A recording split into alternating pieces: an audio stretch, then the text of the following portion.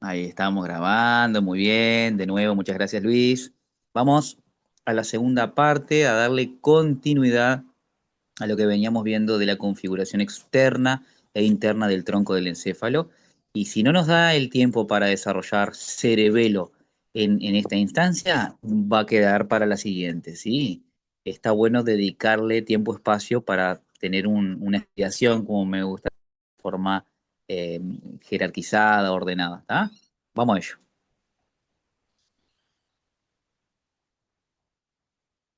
Quedamos en el reconocimiento anatómico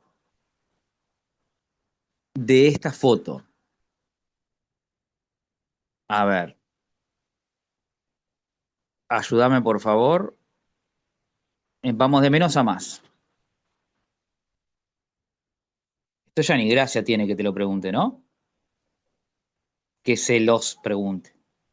3, 2, 1 te está señalando en una vista anterior, con figura externa, en una vista anterior del tronco del encéfalo y el cerebelo que vemos que abraza y se insinúa por los lados, pero lo abraza el tronco desde atrás. ¿Se entiende lo que digo? Esto es una vista anterior. 3, 2, 1, básicamente son las partes del tronco del encéfalo. ¿Ok? 4, el cerebelo. Las referencias, dorsal, derecha, la D es de derecha. ¿Está? En fin, este no tiene mucha gracia. Vamos a ver el siguiente. Ahí está entrando Sheila. Vamos a ver el siguiente, que tiene que ver con, trae, digamos, anatomía descriptiva ya más al pormenorizado. Fíjate, fíjense. Ayúdenme, por favor, a caracterizar, bueno, el vocabulario anatómico que hace referencia a esta vista anterior. Curación externa del tronco del encéfalo. Vista anterior. ¿Ok? Acá no hay ningún corte.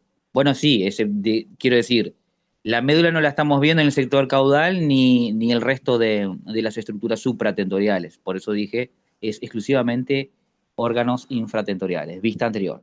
Ayúdenme, por favor, con las referencias. Vamos a hacer el ejercicio. ¿Ok?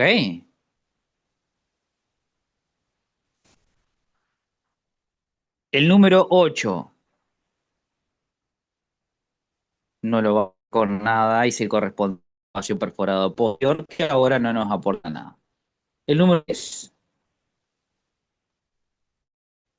para un poco, 3 está allá arriba.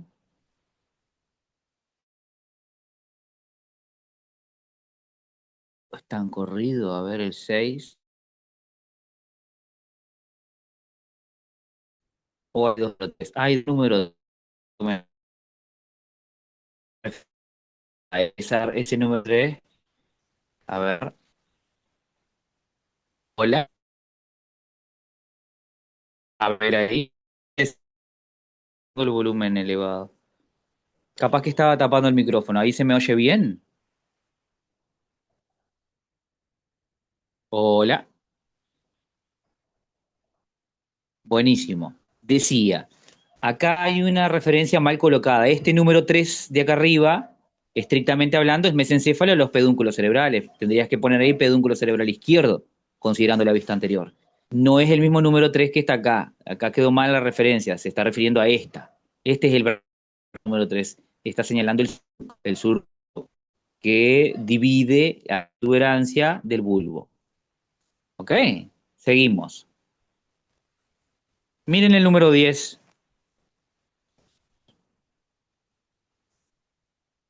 Miren el número 10. Parece ser una carnosidad que se insinúa como que el cerebelo tiene la misma consistencia, al mismo, al mismo aspecto del, es una parte del cerebelo, efectivamente. Específicamente el número 10 a derecha e izquierda, que representa el cerebelo. Número 10 lo leemos, flóculo, flóculo, flóculo. Les tiene que sonar el flóculo cuando hagamos alusión al cerebelo. El flóculo junto con el nódulo en la media, para el cerebelo configuran un lóbulo, el famoso lóbulo flóculo nodular.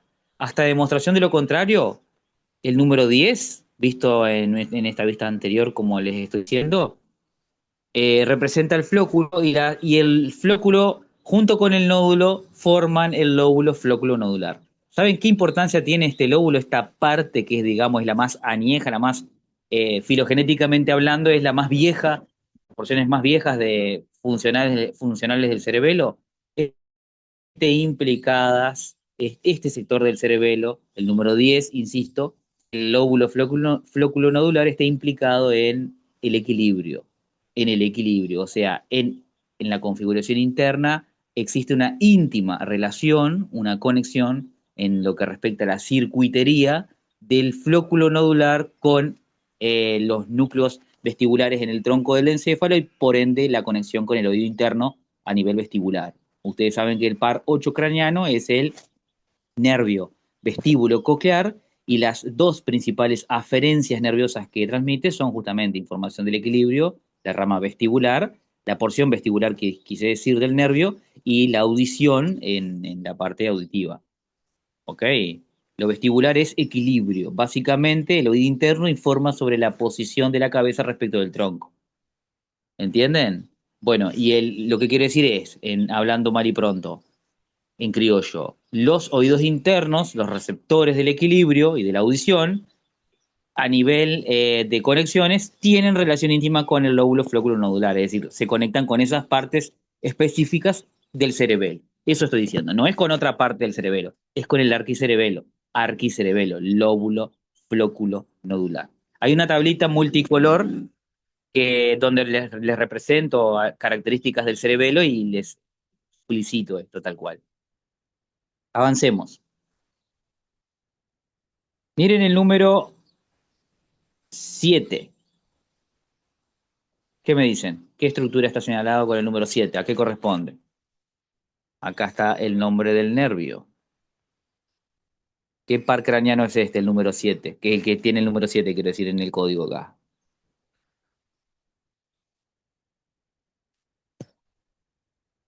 A ver. Motor ocular común. ¿Qué nervio es? ¿El tercero, el cuarto o el sexto? Tercero. Tercero, brillante.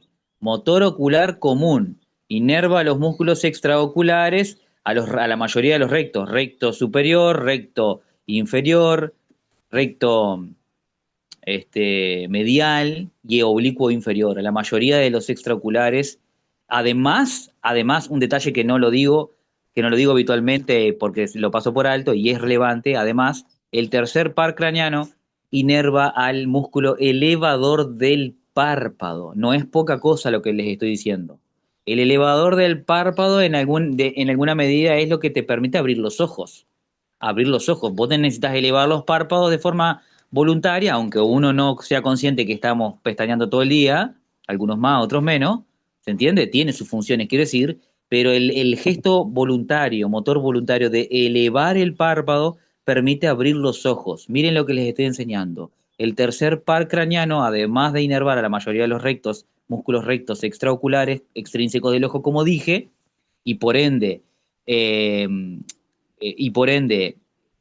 desempeñar funciones en la oculomotricidad voluntaria conjugada, también inerva músculos faciales como el elevador del párpado.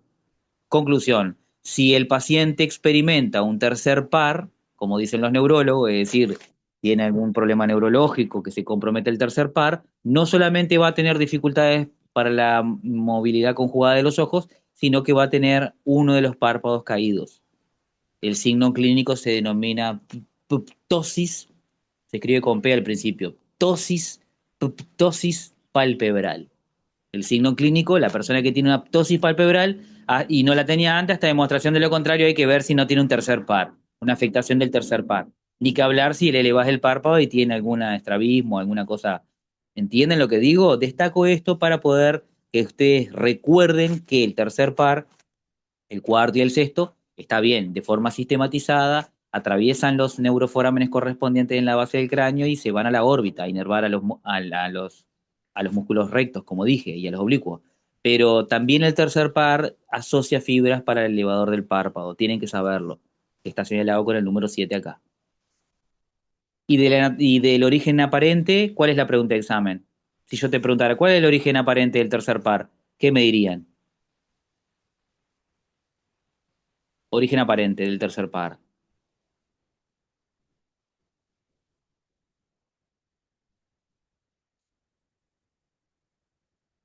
A ver, ¿cuál es el origen aparente del tercer par? ¿Qué me está preguntando Martín? Me está pidiendo específicamente de qué surcos nace el tercer par.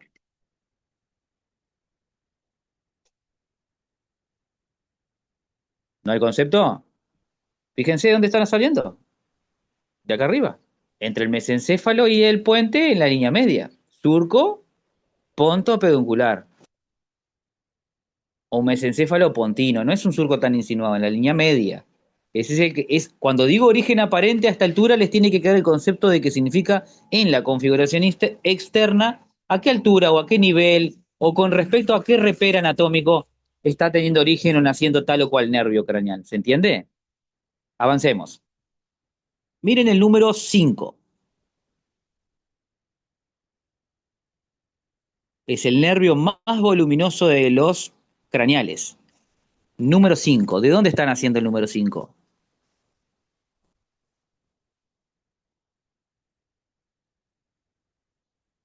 A ver.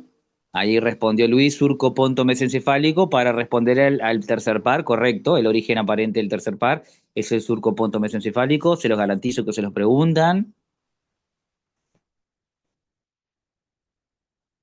Y ahora estamos con el número 5. ¿Qué nervio es este? Qué pedagogo el docente que hizo esto, porque te hizo recordar que el número 5 es el quinto par craneano. Te puso el número 5. Es el más voluminoso. Nace a nivel del rodete pontino, exactamente, correctísimo Luis, a nivel del rodete pontino, así se llama el sector del puente o protuberancia anular, donde tiene origen aparente el quinto par craneano, ¿tá? El trigémino. Ya saben que el trigémino es mixto, y con mixto me refiero a que se encarga de la sensibilidad táctil, térmica y dolorosa, o sea, somatosensibilidad de las hemicaras correspondientes, y también inerva del punto de vista motor desde el punto de vista motor, inerva los músculos masticatorios, el pterigoideo medial, lateral, el macetero y el temporal. Ahí les caractericé los cuatro masticatorios inervados por el trigémino. ¿Entienden esto, chiquilines? Pueden asociar desde el punto de vista de la neuroanatomía funcional que el gesto voluntario, el acto de la masticación, está dado o está facilitado por el nervio trigémino. Es el que inerva los músculos masticatorios. Sí, siempre se destaca el trigémino por su componente sensitivo. Dije, tacto, temperatura y dolor de cada hemicara, pero también los músculos masticatorios. Por eso es mixto. Tiene origen aparente el rodete pontino, como decía el compañero. Correcto. El número 4. ¿Qué estructura está señalando el número 4? Me podrán decir, la protuberancia anular, Martín. Sí, bueno, da, pero en realidad es una parte de la protuberancia. De hecho, es un reper anatómico que yo voy a pintar en rojo ahora, porque quiero que recuerden que ese surco lleva el nombre del tronco basilar, de la arteria, el tronquito ese de 3 centímetros que le apoya y queda y deja la marca, ¿se entiende? Saco el tronco, vemos el surco basilar. Pregunta de examen. El número 4 es surco basilar, lo pueden corroborar ahí abajo. Surco basilar. Insisto, el número 4. En la cara anterior. Está localizado en la cara anterior del puente de Barolio, el surco basilar. Basilar con B larga y con S. ¿Y qué tiene que ver el surco basilar con qué? Con esto que les decía hoy. Debe su nombre a la arteria que deja su impresión. Las arterias, ustedes saben que son estructuras pulsátiles. Entonces, de tanto generar la pulsación de forma repetida, dejan la impronta, como estábamos viendo ahí, queda el surco. ¿Les ayuda a estudiar así, Ulises? Es bien importante esto, porque la arteria basilar, ¿cuál es? Y bueno, ahora le voy a mostrar otra imagen integrada de las ramas arteriales, tanto terminales como colaterales del sistema vértebro-basilar, y te voy a estar refiriendo a ramas que irrigan o que vascularizan a las diferentes estructuras del tronco y del cerebelo, ¿sí? A partir de las arterias vertebrales o del tronco basilar como tal. Sigamos adelante. ¿Cómo se llama el número 2?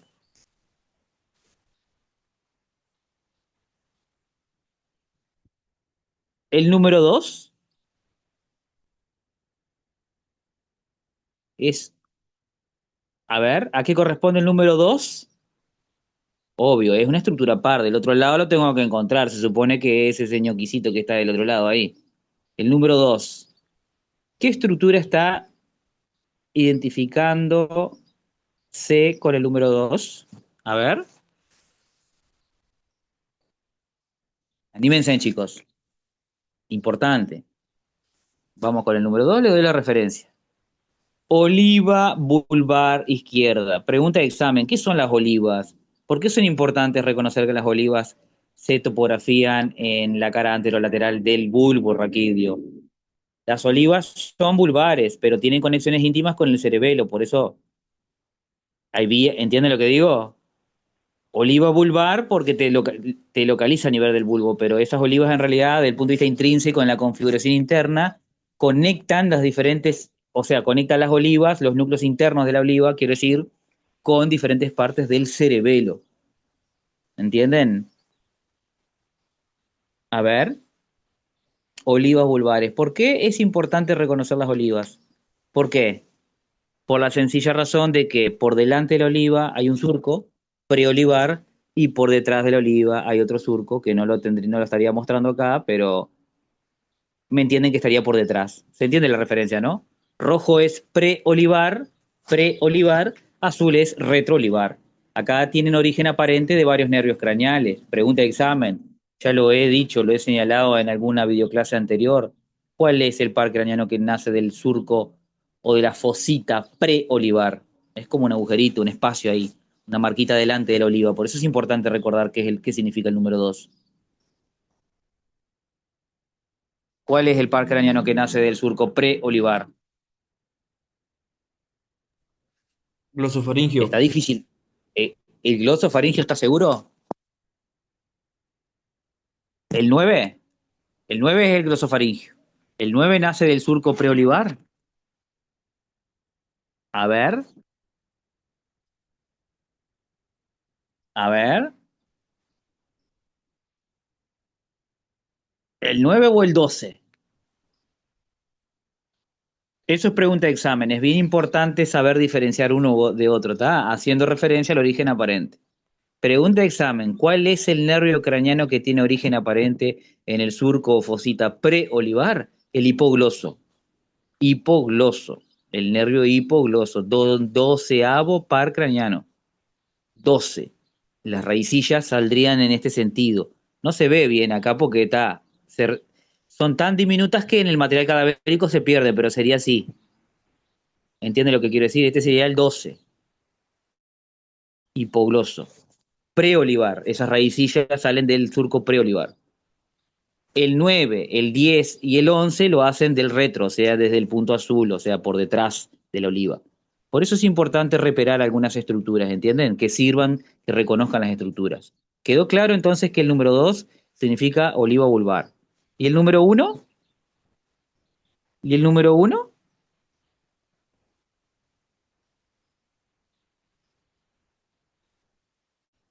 Dejo el surco preolivar marcado y ahora les estoy consultando por la estructura señalada con el número uno. ¿Qué es esto que está acá y este es el equivalente del otro lado? Lo quiero hacer en forma piramidal o triangular, remedar o enfatizar esa figura geométrica para que recuerden qué cosa.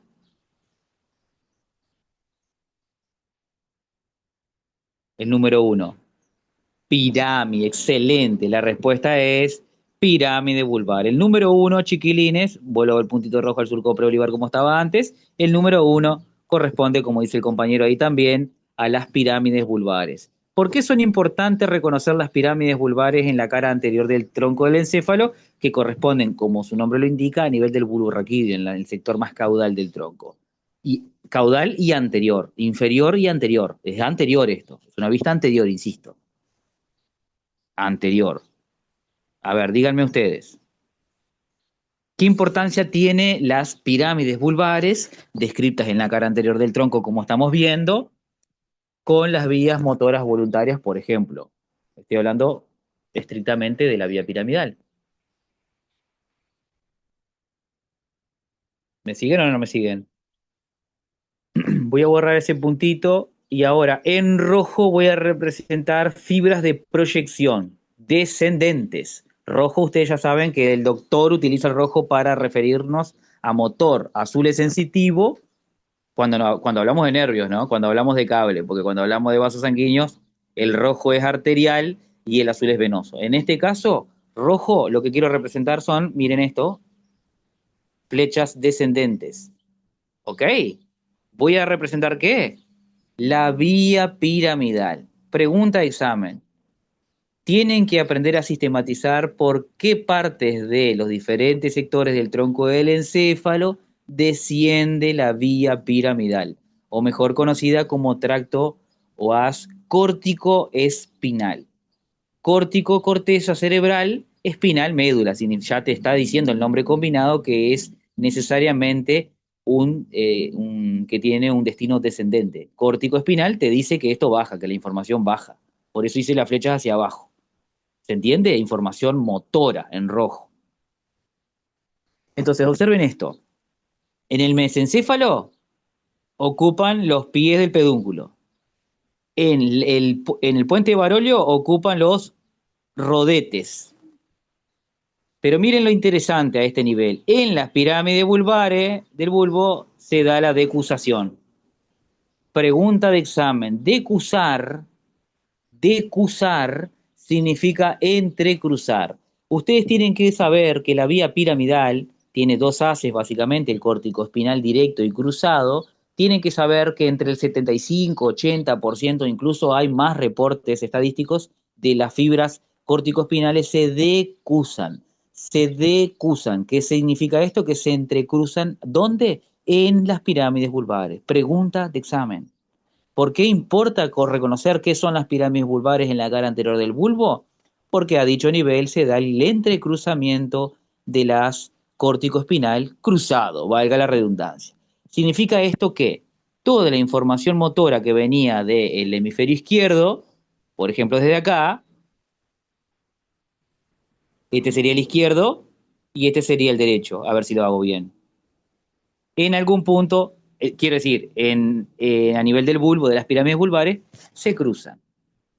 ¿Se entiende? Con derecho e izquierdo me refería a que la información motora venía de los hemisferios, de la corteza motora del hemisferio izquierdo-derecho, y a nivel del bulbo la mayoría de las fibras está entonces cruzando, cruzando la línea media. Esto es lo que explica por qué una persona que experimenta un ataque cerebrovascular en el hemisferio izquierdo, por ejemplo, tenga clínica deficitaria en el hemicuerpo derecho, una parálisis facio brachiocrural cuando es todo el hemicuerpo, o facio braquial cuando es cara y mano, cara y miembro superior, ¿entienden? O simplemente crural, simplemente, o solo crural, quiero decir, cuando es solamente miembro inferior. Pero el déficit focal neurológico es motor deficitario, como digo. Y como ven, el déficit es cruzado. ¿Se entiende? El correlato lesional está en el hemisferio contralateral a la lesión. Esto es bien relevante y la explicación es por esto, por el número uno, por las pirámides vulvares que están en la cara anterior del bulbo y a dicho nivel se da la decusación de las pirámides, de la vía piramidal, quise decir. ¿Ok?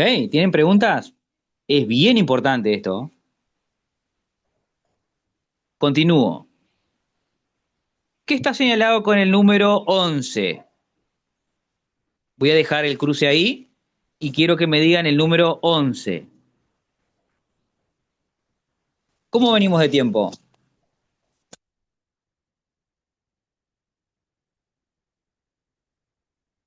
Chicos, ¿están ahí? ¿Cómo venimos de tiempo? Buena full. A ver, ayúdenme a reconocer el número 11. Ah, ni gracia tiene porque está escrito ahí abajo, a ver. Esa es la amígdala cerebelosa que les mostraba en otro corte. ¿Qué importancia clínico-patológica tiene la amígdala? Sencillo. Cuando un paciente experimenta un neuroagravio, por ejemplo, en este sentido hay ¿cómo se dice? Una herniación. Aumenta la presión intracraniana y se da una herniación. Lo que se termina herniando justamente es la amígdala. Justamente, la amígdala cerebelosa es lo que termina, miren cómo lo voy a dibujar acá, termina protruyendo y empujando el tronco del encéfalo. ¿A qué nivel? Empuja cuando una persona, cuando un paciente, repito, tiene, por alguna razón, experimenta un neuroagravio y la causa es un aumento en la presión intracraneana, lo habitualmente hay que ir a descartar que la herniación no sea amigdalina, es decir, con herniación me estoy refiriendo a que aumenta tanta la presión dentro de un estuche óseo inextensible como es el cráneo, y con más razón en la fosa posterior, que ustedes saben que todavía los espacios son todavía más reducidos. Entonces, ¿qué pasa? Por algún lado se comprimen las estructuras nobles, ¿se entiende? La presión desplaza estructuras y la amígdala cerebelosa entonces protruye hacia inferior, hacia abajo y a la línea media. ¿Y con qué estructura se relaciona inmediatamente ahí? Por eso es importante reconocer la amígdala cerebelosa, en este caso del lado izquierdo. Hay dos, amígdala cerebelosa izquierda y derecha.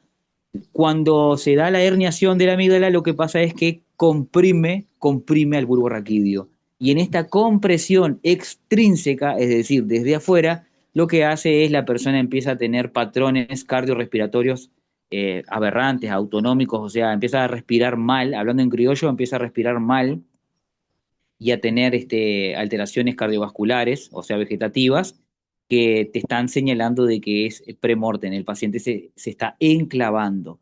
El término coloquial en la jerga médica, por ejemplo, es muy común en el CTI, el paciente que está sufriendo un enclavamiento o el paciente se enclavó, literalmente hablando, significa que la amígdala cerebelosa protruyó por una herniación, quiero decir, y te están diciendo indirectamente que se está muriendo el paciente si no se murió. ¿Por qué? Por paro cardiorrespiratorio. Esos núcleos, esas funciones vegetativas cardiorrespiratorias, ustedes ya saben que están a nivel del bulbo raquídeo. Significa que es intuitivo pensar que si la amígdala cerebelosa crece y protruye y presiona, porque algo lo empuja, quiero decir, y comprime esta estructura, estas funciones del bulbo raquídeo, entonces la persona, el paciente, bueno, a la inmediatez, si no hay un soporte o no se hace alguna maniobra de salvataje, sobreviene la muerte por parada cardiorrespiratoria.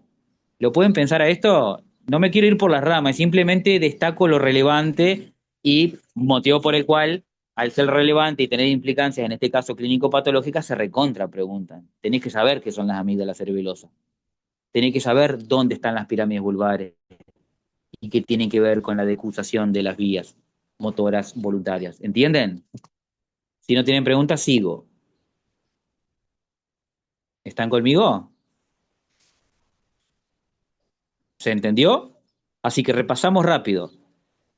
Repasamos rápido. El número 7, motor ocular común. El número 3 que está corrido acá es mesencéfalo. El número 4, surco basilar, que toma relación con la arteria basilar, como les dije. El número 6, el surco ponto mesencefálico. El número 5, el nervio trigémino, con origen aparente en el rodete pontino. El número 10, destacábamos, es el lóbulo o forma parte de las funciones del equilibrio del cerebelo, que es esa estructura que toma conexión íntima con el oído interno, es el flóculo, ¿verdad? El nódulo que queda en la línea media, y este es el flóculo, el número 10. El número 3 está señalando el surco, a ver si estoy bien, está señalando el surco bulbo protuberencial que ya hemos insistido, pila con este surco como reparo anatómico. El número 1, las pirámides vulvares. El número 2, las olivas vulvares. Y el número 11, la amígdala cerebelosa, que estábamos haciendo el ejercicio. Me falta el número 8, que es el espacio perforado posterior, que no viene el caso. Y el 9, me está faltando el 9. ¿Lo están viendo? De un lado y del otro. El 9, ¿qué señala ahí? Es uno de los pedúnculos cerebelosos, estrictamente el medio. Pedúnculo cerebeloso medio del lado izquierdo. Ustedes tienen que saber, y les voy a compartir a continuación, que el cerebelo en otra vista, en una vista anterior, me parece que es muy organizado que se los muestre de esta manera, antes de que se nos termine el tiempo. Miren este corte. Miren este corte qué bonito. Me refiero a este, el del medio. ¿Está? Esta es la vista anterior del cerebelo. Y uno, 2 y 3 representan ¿qué cosa? Sustancia blanca. Cableado, chiquilines. Se denominan pedúnculos cerebelosos superior, medio e inferior. El uno, el 2 y 3 respectivamente. El medio es el número 2 y es el más gordito, el más voluminoso. Y esto, gurises, de forma intuitiva, por más que los pedúnculos, como raíz de una estructura que se asemeja a un hongo, se agrupen ahí, deben intuir que el uno conecta con información que viene y que va para con el mesencéfalo, el 2, es decir, los pedúnculos cerebelosos medios, conectan con el puente y el 3 con el bulbo. Es sencillo. No hay que andar memorizando mucha cosa. Tiene tres sectores el tronco del encéfalo. Bueno, el cerebelo tiene tres pedúnculos cerebelosos pares que conectan las diferentes partes del tronco del encéfalo con este órgano. ¿Se entendió lo que quise decir? Este corte es un corte a nivel de los pedúnculos cerebelosos, superior, medio, inferior, que como ven están de los dos lados, del otro lado está feo el corte, y es una vista anterior. ¿Ok? ¿Cómo estamos de tiempo?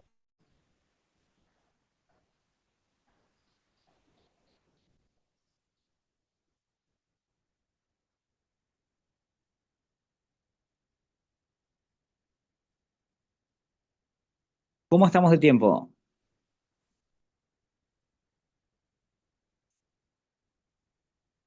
7 minutos. Vamos bien. Ahora con la información que tienen en la memoria de trabajo son capaces de responder asertivamente esas preguntas. Esta es otra estación que les compartí en el grupo también de WhatsApp. Seguimos insistiendo con la configuración externa del tronco del encéfalo en su vista anterior y lo señalado, la opción A dice nombre de la estructura señalada, reconocimiento anatómico, el asterisco blanco está a nivel de ¿qué? ¿Qué pondrían ahí? ¿Cuál sería su respuesta? Tercer par craneano. Brillante. ¿De qué otra manera lo podrías escribir? Nervio motor ocular común. Excelente. ¿Se entiende? Es bien importante. ¿Por qué? Porque reconocen que en la línea media del surco ponto peduncular, si me permiten, tiene origen aparente el tercer par. Ya saben, es el que mayor territorio de inervación de musculatura extraocular inerva, además del elevador del párpado, como les señalaba, y algo que no les dije de forma accesoria, pero en realidad lo tienen que saber, también regula la motilidad intrínseca del ojo, es decir, los reflejos fotomotor. O sea, cómo la pupila se acomoda, es decir, en sentido de como tal cual un diafragma, se achica o se agranda en función del estímulo lumínico. También es el tercer par. Pero está, eso es letra chica, que está en una tablita re bonita que yo les hice ya hace unas clases anteriores y les compartí, lo tienen que leer ahora. Entonces, vamos a responder. Muy bien, la A ya reconocieron, es el tercer par. Pregunta B. Toda la B, la C y la D van a estar en relación con lo que vos reconozcas en la primera parte. Pregunta B.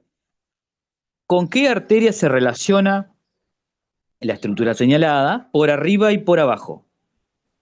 ¿Qué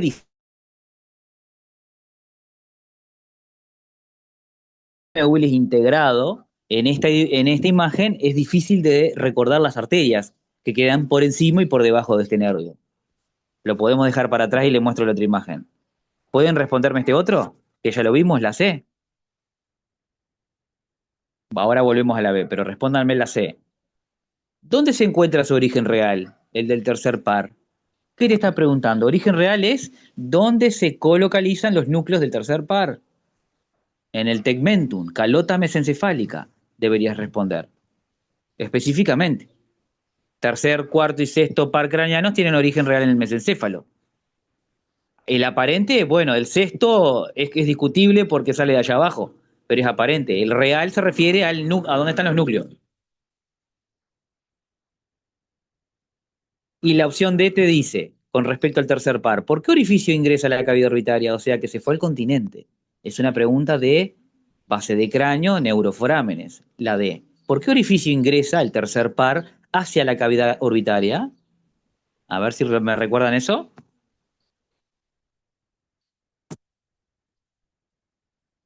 A ver.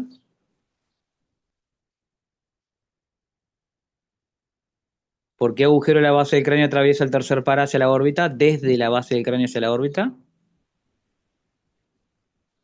Es la pregunta. ¿No lo tienen? Hendidura esfenoidal o fisura orbitaria. ¿Ok? Es intuitivo también pensar que los nervios oculomotores se proyecten hacia anterior y atraviesen la hendidura esfenoidal, que queda delimitada por ambas alas del esfenoides, menores y mayores. Fisura orbitaria o hendidura esfenoidal. En la siguiente les voy a mostrar. Ahora, necesito antes mostrarles la relación que tiene el tercer par con las estructuras vasculares. A ver, esta imagen puede ayudar. Miren qué despelote esta imagen. Ayúdenme a reconocer las estructuras. Creo que la técnica que utilizan en la cátedra es ponerle un relleno a las estructuras, a las arterias y con colorante, y eso es como que resalta, y por eso lo que se destaca ahí justamente son todas arterias en una vista sagital. ¿Se entiende? El C representa, a ver si está del otro lado, representa cerebelo en una vista lateral. ¿Se entiende? R es rostral, es decir, la cara está para el lado derecho. V es ventral. Están las referencias ahí. Pero ¿qué me dicen? ¿Es una vista sagital o lateral de qué cosa? Ah, y T es tronco del encéfalo. Ahí está el tronco del encéfalo. A ver, ahí apenas alcancé a vislumbrarlo. Acá está el tronco del encéfalo. ¿Se ve? En una vista sagital. Ahí están los tres sectores. Se ve, mesencéfalo, puente y bulbo. El puente es la porción más voluminosa, pero una vista lateral. Fíjate el número uno. Observen el número uno. Lo señalado con el número uno. ¿Qué estructura está siendo señalada con el número uno? O con el número 8. Son las más relevantes. A ver,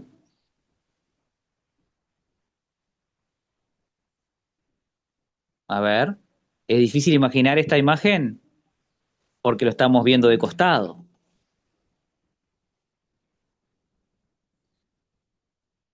A esto me refiero. Esta es una arteria vertebral, la otra arteria vertebral va del otro lado, se une acá y forma el tronco basilar. El número uno, como señala el compañero, es justamente la arteria basilar. Arteria basilar. En la vida real mide 3 centímetros, es un tronquito retacón. ¿Y cuáles son, pregunta de examen, cuáles son las ramas terminales de la arteria basilar? La que está señalada con el número 7. De un lado, y tendría que ser el otro. O sea, tendría que hacerlo punteado porque no se ve. ¿Se entiende lo que quiero decir? Es una vista sagital. Pregunta de examen. ¿Cuáles son las ramas terminales de la arteria basilar? Y la respuesta debe ir a ser el número 7, que dice acá, arteria cerebral posterior. Arterias cerebrales posteriores. Voy a borrar un poco de información. Entonces, muy bien.